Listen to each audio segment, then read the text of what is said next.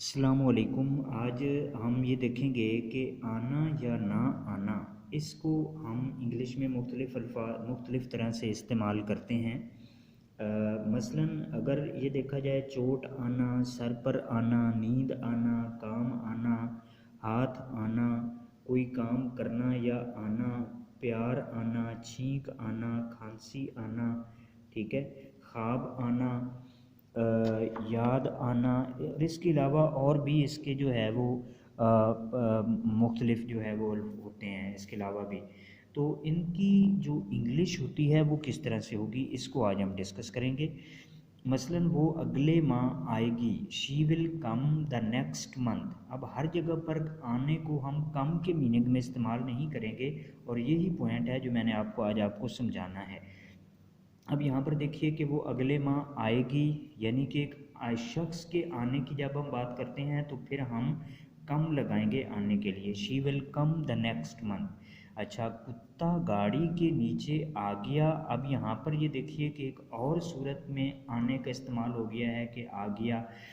तो the dog was run over by a van. अब यहाँ पर जो है वो रन ओवर के मीनिंग जो है वो देगा आना जो है।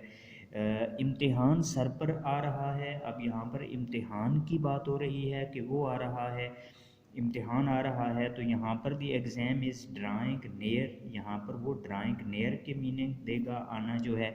आपको नींद आ रही है। अब नींद आना जो है ये भी एक चीज़ है, इसको भी, इसमें भी आना तो इस्तेमाल होता है, लेकिन हम ऐसे नहीं कहेंगे कि sleep is coming to you, ठीक है। यहाँ पर ये sleep is coming to you वाली बात गलत होगी। ये फिक्र ऐसे होगा कि you are feeling sleepy, you are feeling sleepy. अच्छा, रेलगाड़ी 5 बजे आएगी। अब यहाँ पर भी आने की बात ही हो रही है, लेकिन the train will arrive at 5, यहाँ पर अराइव के मीनिंग देगा आना जो है। डाक कल शाम आएगी। अब यहाँ पर जो डाक आना है उसका उसका जो इंग्लिश होगी, the mail is due tomorrow evening. दोस्त किस काम आता है, what is a friend for, दोस्त के काम, दोस्त का काम आना, तो what is a friend for. मुझे सताकर तुम्हारे हाथ क्या आएगा, what will you get by offending me, what will you get by offending मी।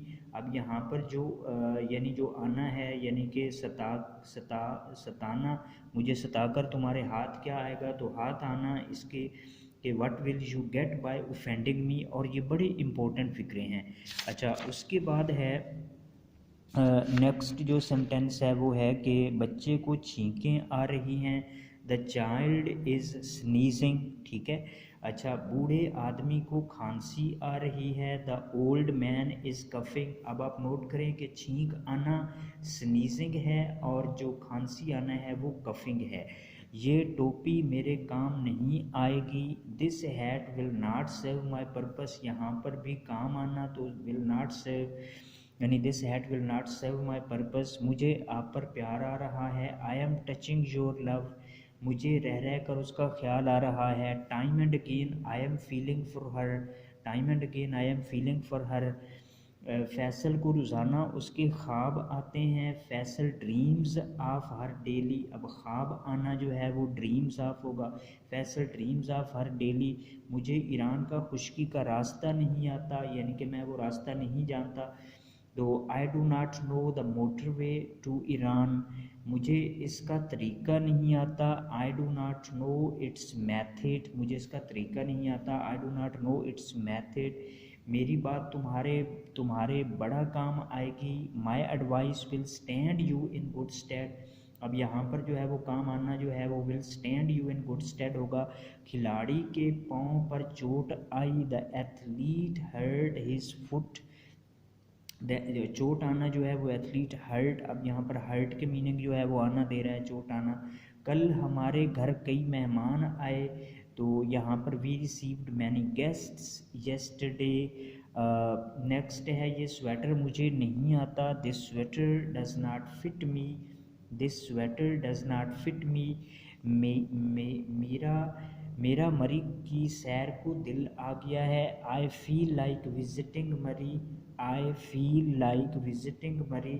साहिबा की नई फिल्म अगले माह आ रही है, a new film of Sahiba is being released next month. The new film of Sahiba is being released next month.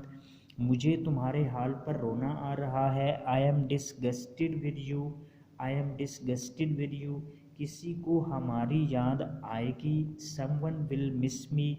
तो इस तरह से जो आना है वो मुख्तलिफ मीनिंग में यूज़ हुआ है, जो कि यहाँ पर आपने नोट भी किया कि कहीं पर आना जो है वो किसी और लफ्ज़ उसका इंग्लिश में कोई लफ्ज़ इस्तेमाल होता है, और कहीं पर जब हम आना इस्तेमाल करते हैं तो हमें इंग्लिश का उसकी जगह पर कोई और लफ्ज़ लगाना पड़ता है। तो ये मुख्तलिफ चीज़ें जो होती हैं और इनको हम अगर एक ही मीनिंग में इस्तेमाल करें तो वो गलत कंसिडर होता है।